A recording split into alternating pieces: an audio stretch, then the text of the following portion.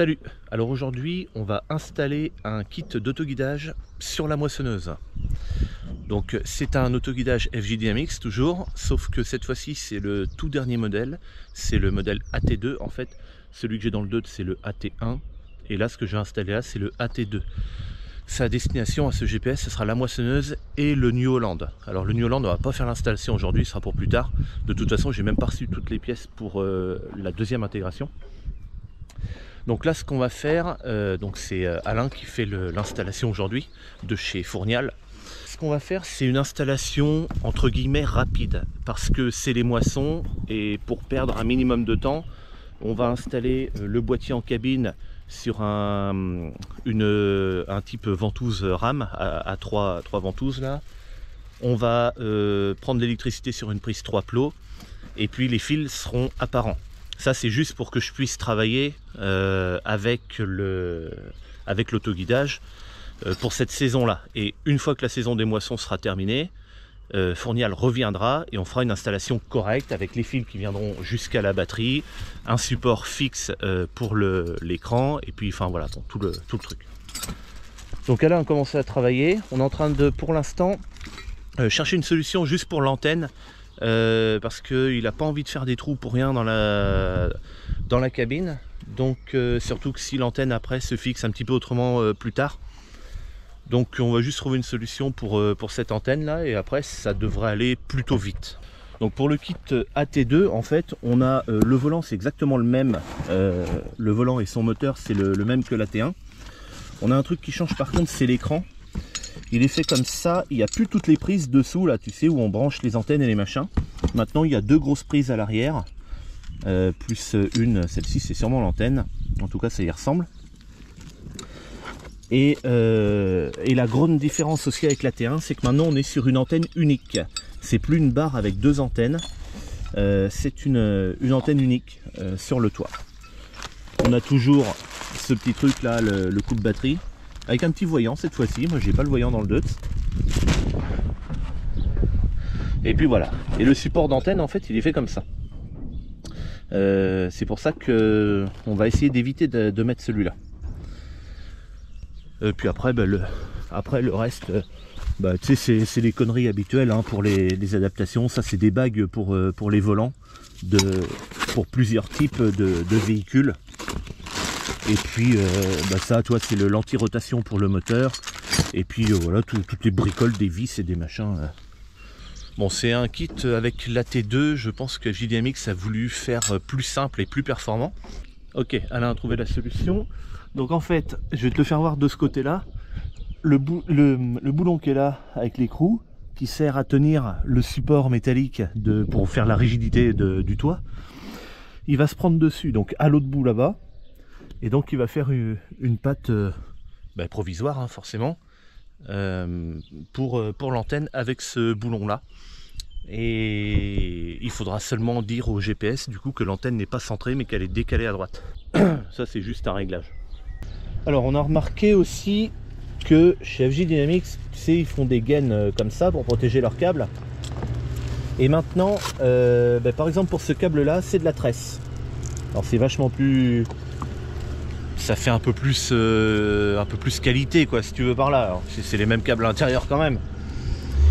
Et puis c'est tout. Ça se termine par un petit bout de gaine thermo ici. Là il y a un gros numéro 3, je l'avais fait voir avec la T1. En fait chez FJ Dynamics tout est numéroté parce que tu peux faire le montage d'un autoguidage toi-même. Donc pour que ce soit plus simple, tout est numéroté puis tu mets les numéros ensemble. Après on se posait la question pourquoi ils n'avaient pas été jusqu'à la prise avec la gaine, mais en fait c'est que tous les fils sont repérés, tu vois. Chaque fil il y a écrit dessus à quoi ça sert. Et donc c'est pour ça qu'ils vont pas plus loin que ça et qu'ils laissent quelques câbles apparents ici, c'est pour pouvoir les repérer. Certainement, peut-être s'il y a de la maintenance à faire un jour, au moins le fil est là quoi. Donc pendant ce temps-là, Alain est en train de bricoler une prise à 3 plots. Normalement en fait ça vient se brancher au niveau de la batterie pour avoir une alimentation directe. Sauf que comme je l'ai dit en début de vidéo, c'est une installation provisoire le temps que je moissonne. Donc il a bricolé une prise à 3 plots qui va se brancher. Ma prise à 3 plots, moi dans la moissonneuse, elle est à côté du siège passager, là où il y a le bouton jaune pour allumer le frigo. Donc elle est là, on va faire passer le câble derrière le siège et puis ça reviendra devant. Donc là, je suis sur le côté droit de la cabine. Bon, mis à part le fait qu'il faudra que je nettoie les vitres. Donc elle a été mise avec un système à triple ventouse sur la vitre. L'antenne a été positionnée comme ça du coup. Donc elle est bien fixée. On l'a mis le plus haut possible pour pas que ça soit trop gênant avec la trémie quand elle va s'ouvrir. Pour pas qu'il y ait trop d'interférences quoi. On espère qu'il y en aura le minimum. De toute façon, plus tard, l'antenne ne sera plus là quand l'installation définitive se fera. L'antenne, elle repassera plutôt vers l'avant de la cabine. D'ailleurs, je viens de me rendre compte que mon joint est complètement merdique là. Faut que j'en achète un autre. Enfin, ça fait rien. Donc là, il y a des passe-câbles. Hein. Papa, tu vois, pour l'antenne CB, avait fait rentrer les câbles par là aussi. Dans le faux plafond, si on veut prendre le truc comme pour les maisons. Pour aller jusqu'à la CB qui est là-bas, donc là pareil. Après ça descendra dans ce montant qui est là, et ça sera certainement planqué là-dessous. Là. Mon Titi Albert est rendu là lui, donc je sais pas où je vais le mettre. Ça se trouve il logera encore entre les deux, on verra. J'ai des idées après pour plus tard. Là en fait pour activer, désactiver le GPS, il faudra que j'appuie sur l'écran. Mais j'ai déjà eu un truc qui me trotte dans la tête pour intégrer une télécommande directement au niveau de ma... En tout cas pas loin de ma poignée multifonction. Voilà, donc là les câbles en fait vont passer donc depuis le siège passager derrière, planquer un peu, soit derrière, soit je sais pas où, puis ça va remonter là, comme ça en suivant le côté, mais voilà, un peu propre quand même, mais pas trop. Allez, ça y est, premier démarrage. Alors tu peux voir d'ailleurs que le volant n'est pas du tout fixé. Alors c'est normal, en fait il y a un livreur, tout est programmé au millimètre, et il y a un livreur qui doit apporter l'adaptation qui va au milieu du volant pour ma moissonneuse particulièrement. Donc en fait ce qu'on fait c'est que on fait d'abord les premiers essais avec le volant installé comme ça, parce que si le livreur ne vient pas, il faudra remettre mon volant à moi dessus de toute façon pour que je puisse continuer à moissonner. Donc voilà, bon ça c'est les démarrages comme il y a sur la T1, donc je vais mettre mon adresse mail et mon mot de passe pour me connecter au truc. Et puis voilà, là ce qu'il y a à faire maintenant, c'est prendre les mesures, l'antenne où elle est positionnée, la distance entre les roues, tu vois, des trucs comme ça là. Donc ça on va pouvoir régler ça même que le volant n'est pas installé. On l'a mis là quand même le volant parce qu'Alain veut être sûr que une fois que tout est branché, tout fonctionne, qu'il n'y ait pas un truc qui merde. Je dis n'importe quoi, mais si admettons le volant est en courjus parce qu'il est défectueux sorti d'usine, si on ne l'essaye pas avant, ben, c'est quand même con d'avoir la surprise au moment venu quoi. Donc allez, on va faire ça, puis on reprend tout à l'heure. Ok, donc là on est en train de régler en fait la hauteur de l'antenne, les distances entre les roues, les machins. Donc là il faut bien mettre roue arrière. Là il faut que j'aille sur internet parce qu'il me demande le rayon de braquage et je le connais pas. Donc je vais aller choper ça sur internet. Bon là je suis en train de faire la calibration du véhicule. C'est exactement comme l'autre GPS, je l'avais fait voir, hein. Je dois faire une ligne de 50 mètres. Et puis après, je dois suivre bêtement ce que le GPS me dit. Je dois faire 2 passages après pour qu'il apprenne en fait à conduire quoi. En fait, ça sert à ça. Pour faire simple, c'est pour que le GPS apprenne à conduire. Hop, ça y est, j'ai fait ma ligne de 50 mètres. Là, il me dit, hein, c'est tout bête, hein, je fais demi-tour et puis voilà. Il faudra que je passe en mode automatique en revenant. Et puis voilà. Ok, on est le lendemain parce que hier soir j'ai pas eu le temps de finir, j'ai terminé sur la calibration. Donc là c'est terminé, la calibration, je viens de faire un aller-retour, tu vois. On peut colorier pareil comme avec la T1, avec la touche enregistrement là. Alors je viens de remarquer par contre un truc qui était super bien, c'était le commutateur qui permet en fait de sélectionner ces lignes sans avoir à sortir de la tâche, ce qui n'est pas le cas avec la T1. Ici on a un créateur de ligne et puis là c'est un aperçu général. En fait ça me donne voilà ce que j'ai fait, le nombre d'hectares, à quelle heure, enfin voilà le récap. Voilà, bon sinon à part ça en fait pour régler le GPS il faut faire un calibrage de cap. Ça en fait c'est pour qu'il apprenne quand tu roules à peu près tout droit vers là où il est, pour qu'il puisse faire ça, vu qu'il a qu'une seule antenne. Avec la T1, comme il y a 2 antennes, ben, il sait forcément dans quelle direction il est.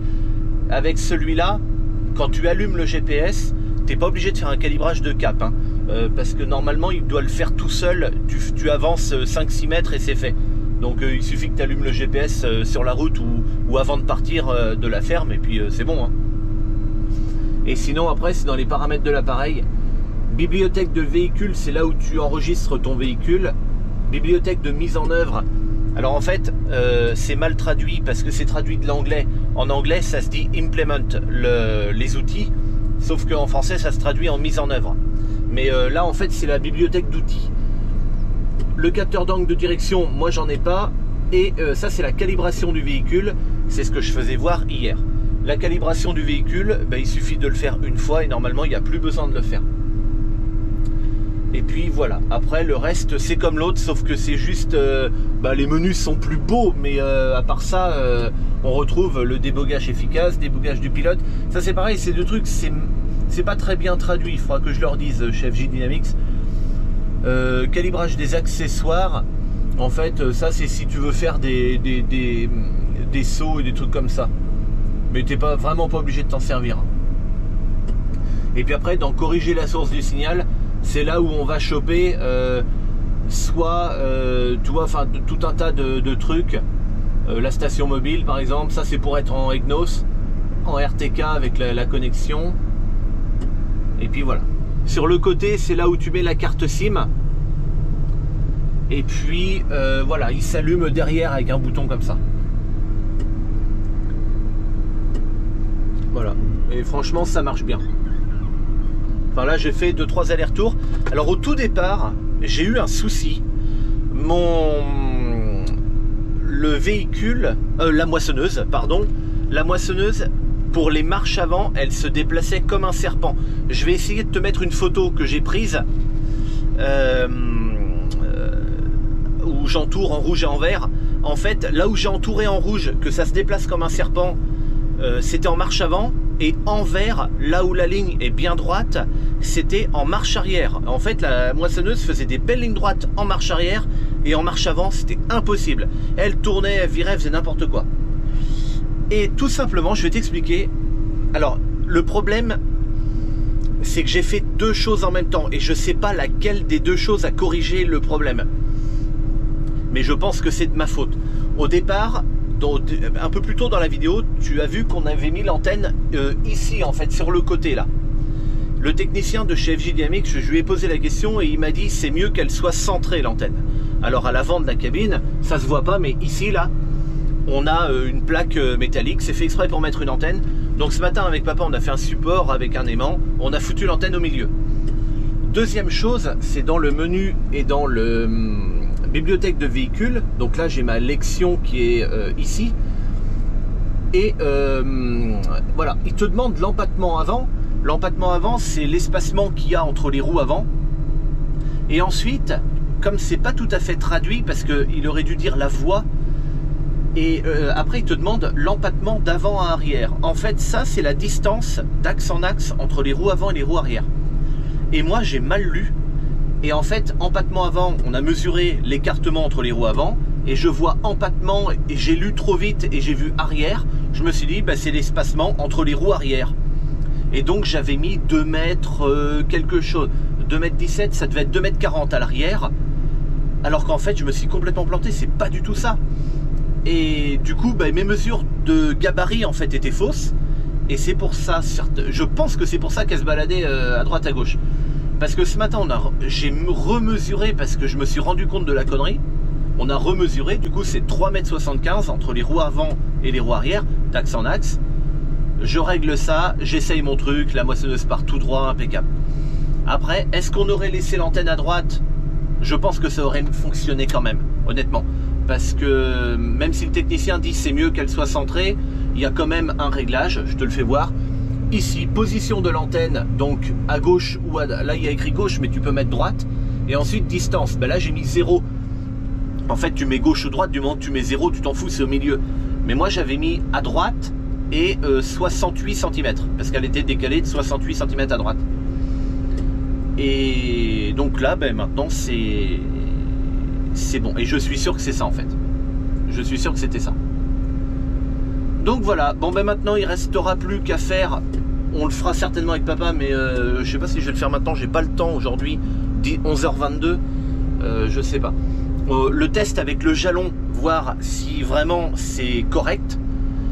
Et après, ben, c'est là-dedans, justement, là où j'ai remis 0 cm de décalage, c'est ici que je viendrai décaler mon antenne. Si c'est pas tout à fait bien centré, c'est là que je viendrai décaler, je mettrai 1 cm à gauche ou 2 cm à droite, tu vois, pour repositionner ma moissonneuse correctement par rapport au jalon. Et puis c'est tout. Voilà, j'ai plus que ça à faire. Je pense pas le filmer parce que j'ai pas le temps. Et puis voilà, maintenant il reste plus qu'à moissonner, puis à se servir de ça. Encore une fois, c'est une installation provisoire, hein. Tous les câbles sont là en bordel. Là aussi, tu vois, ça c'est le coupe-batterie. L'objectif, tu vois, c'est même... Oui, je l'ai dit aussi en début de vidéo, c'est fixé avec une ventouse. Moi, je veux que ça soit une fixation à vis, que ce soit rigide. Et donc ils reviendront installer ce GPS là dans le New Holland, parce qu'il y a une double installation. J'ai pas reçu les pièces pour le New Holland parce que j'ai demandé chez FJ Dynamics et je lui dis écoute, moi je veux, quand je déplace mon GPS du tracteur vers la moissonneuse ou inversement, je ne veux déplacer que l'écran et l'antenne, le reste je veux pas y toucher. Donc en fait, ben, 2 faisceaux, 2 machins, 2 volants électriques. Je l'ai pas encore reçu l'autre, mais il faudra l'installer aussi dans le New Holland. Etc. Et comme ça, j'aurai que l'antenne et le machin à virer. Donc voilà, c'est la fin de la vidéo. Je sais pas du tout combien elle dure. Je pense que c'est beaucoup trop long pour ce que c'est, mais enfin ça fait rien. Et puis, ben moi, je te dis à bientôt pour une prochaine et ça sera sûrement de la moisson encore. Allez, à plus, salut.